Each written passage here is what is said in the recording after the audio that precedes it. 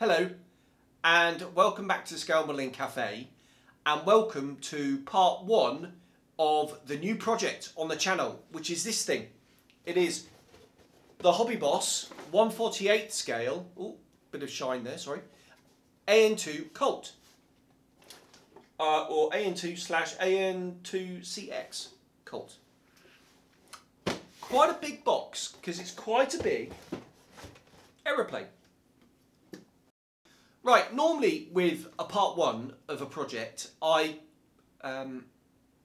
outline my kind of aims for the model, what I'm trying to achieve, and also going through some of the aftermarket bits and bobs that I'm going to use on the project. Something a little bit different from this. And you've probably seen, well, I know you've seen the title of this, Post Apocalyptic. Yes, this is going to be another post-apocalyptic model. It all started for me doing these fantasy models when I watched a short animated film called The Ocean Maker, and I'll leave a link in the description so you can go and watch it yourself. Premise being, there's been some kind of catastrophe, natural catastrophe. The world is now a very dry, arid place, and a young girl pilot invents a machine to go and seed clouds, and there's battles and air combat and stuff. I won't blar on too much about it. I'll let you go and watch it. But the star of the show is the aeroplane, which is a Mohawk with a shrunken down Catalina wing on the top, so it's turned into a biplane. And that sparked a kind of inspiration flame in me. And I wanted to do a post-apocalyptic model, and the one I chose was the 1/32 scale Bronco from Kitty Hawk. See if I can stick a picture up here. Now, I had amazing fun with that model. It the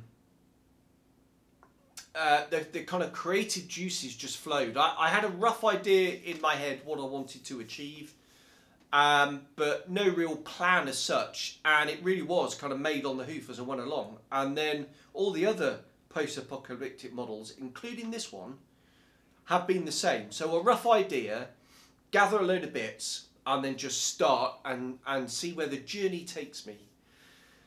So the other ones I've done in the past is I've done a 48 scale Wyvern, which I bolted on a Hellcat nose on. I did a 1/72 scale, the fuselage was a KA-50, the wing was a Beaufighter. That was random. I've done, what else have I done? I've done a 1/48 scale Defiant, which was a natural metal one, which I did using the FX kit. So I've done quite a few. And there's something about the Antonov 2 that lends itself to a post-apocalyptic aeroplane. I think it's almost like the cockroach of aeroplanes. If there was a nuclear war, the only aeroplane to survive would be one of these. They're bulletproof. Therefore, I got this on a really cheap deal from Creative Models. It was £8, mega deal. It's been sat in the stash for a while. I always wanted to do something with it. My original thoughts was a derelict one, but it's kind of been done before the derelict thing. And then I thought, yeah, why not? Let's just go mad and do another post-apocalyptic one. So there we go. Right. What I normally do with these videos is, like I say, is I give the basic idea, and then I'll go through some of the aftermarket bits and I'll show you what I bought. Slightly different on this one because I've just started painting it. And the reason why I'm doing this out of sequence is because when I reviewed the original footage from which I did the other day, when I videoed this before I started the project, the camera switched itself off after 5 minutes, and then I thought what I could do is just carry on, do a sort of part two seamless, but I missed a big chunk out in the middle. I had a bit of a brain fart, so it doesn't really work. So I thought I'd just redo it. Some of the aftermarket bits on this then. first of all, right, here's the engines, and you can see there's a cutout in the leading edge. Sorry, the wings. I've just given the game away. They're for the engines.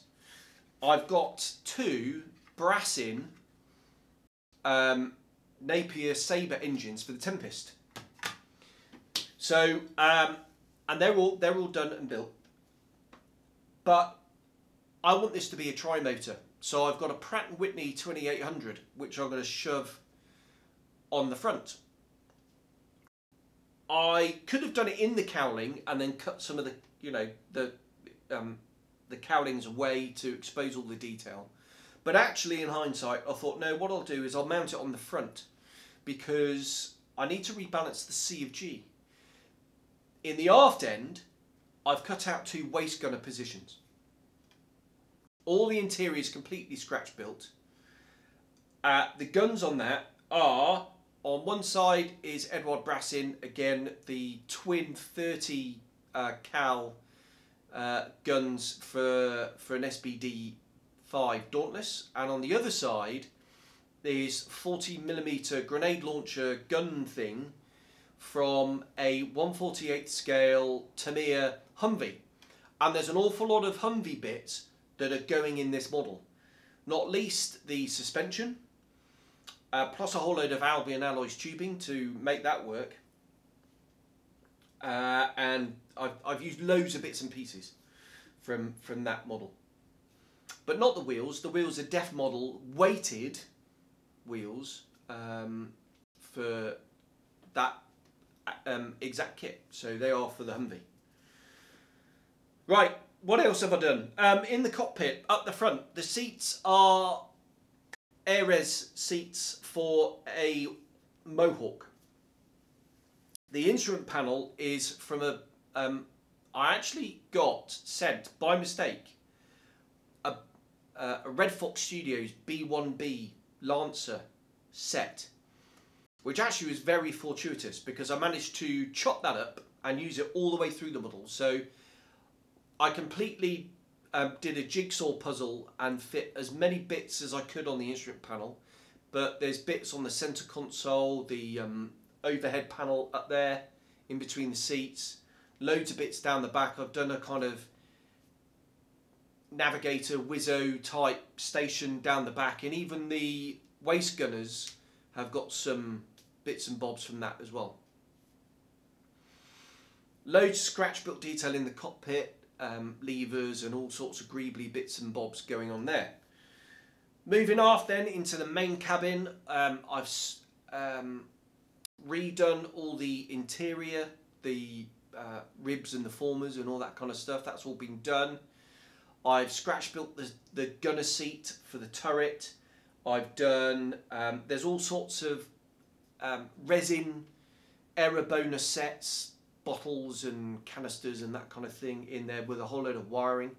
I've done some aircon ducting, excuse me, because a friend of the channel, Nige, has done some 3D printing for me. So he's done an aircon unit which I'm mounting externally on the left hand side.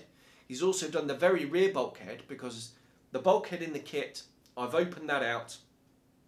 I've done some doors so you can see right through into the aft cabin, and he's printed me off the very rear bulkhead right down aft at the tail with a big, almost looks like an old submarine hatch with the big sort of windy wheel, even though we had those in the Navy on some of the frigates I served in. He's even printed for me a toilet, which is sat in the aft section, or the midsection I should say. I've also cut out, the cargo door is separate. That's open on the left hand side, but on the right hand side I've cut out a door using one of the Humvee doors and a bit of scratch building to make it into a proper sort of height. So I've opened that up as well. Oh, there's an awful lot of wiring in there that's gone on. The cistern for the toilet, the motor hydraulic mechanism for the gun turret. The gun turret itself is from a 48 scale Lancaster kit that was surplus, One of the members on Flooring Models site has very kindly donated that. Sorry, mate, your name has been lost in the mist of time. I do apologise. If I come across it or you're watching this, let me know and I'll give you a shout out. And some of the other armament under the wings, I've done gun pods, which are made from the Edward Mustang paper drop tanks, which I've completely sanded and scribed and riveting. And that is a neat segue actually to the colour scheme that I'm going to do for this. I keep looking over here because it's right here. Now I've actually started painting this, which is the really exciting bit. It's been a long time coming because there's an awful lot of prep to get to this stage, and not least being it's fully rescribed and riveted. The reason I've done that is the real thing is fabric covered wings, and that rots, and you can see loads of pictures of derelict Antonov with really grotty, tatty wings. The premise of this was they found this aeroplane, they've spruced it up, and they couldn't get any fabric, so what they've done is they've reskinned it in metal. So it's got rivet lines and panel lines. They were struggling for aluminium. So what they've used is thin sheet steel. So I'm going to do a rusty sheet steel effect on the horizontal surfaces on the wings. I don't know whether I'm going to do the ailerons and flaps and things in primer. I think I am on the tail, the elevator and the rudder. They're going to be in a different colour, potentially in primer. I'm not so sure about that. I'm going to have a think, and I need to hurry up because, like I say, I've started the painting stage already.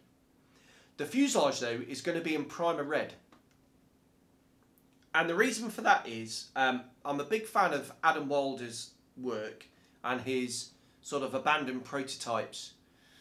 Where he does the rusty steel and that primer red in the tanks. I'm not going to do the zenithal lighting or the modulation that he's known for on this. I don't think it works particularly well, certainly not on aeroplanes. But I am going to try and make it a little bit more patchy than sort of overall, and heavily weathered is the plan. Markings wise, friend of the channel Nige, who's done the 3D printing, he's done some masks for me. He's done some skull and crossbones for the main markings, shark's mouth, that kind of thing, and I've brought with me a whole load of surplus masks for other bits and pieces. And again, I'm just gonna, it sounds like this is gonna sound like a bloody X Factor contestant, but this is a definite journey with this model.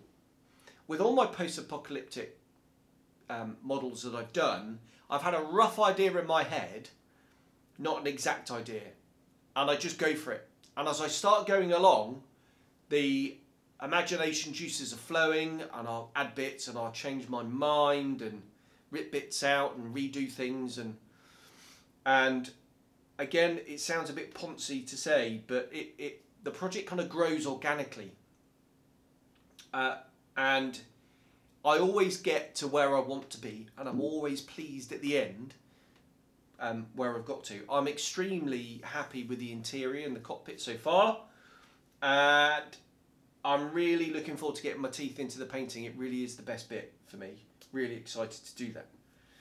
So there we go. That is the premise of this model. It's been a big, long project so far. I need to get it done because there's another project I need to get started. But I think by the time you see this part one, the whole thing will be finished. And you'll probably be able to pop on to my Facebook page and have a look. There we go. We shall see. But anyway, there we go. I'm going to leave it there. We know, or you know now, what I've got in my mind, this post-apocalyptic Antonov Colt. I've had immense fun so far. I really have saved the best till last, which is the painting phase. I'm really enthusiastic about that. I can't wait to crack on. So I'm going to do that right now. So join me in the next episode, part 2, which will probably be the interior. I don't know yet whether I'm going to split that into 2 standalone videos or maybe one longer one. We shall see. And yeah, we'll see how we progress. So thanks very much, and I'll see you on the next one. Bye-bye.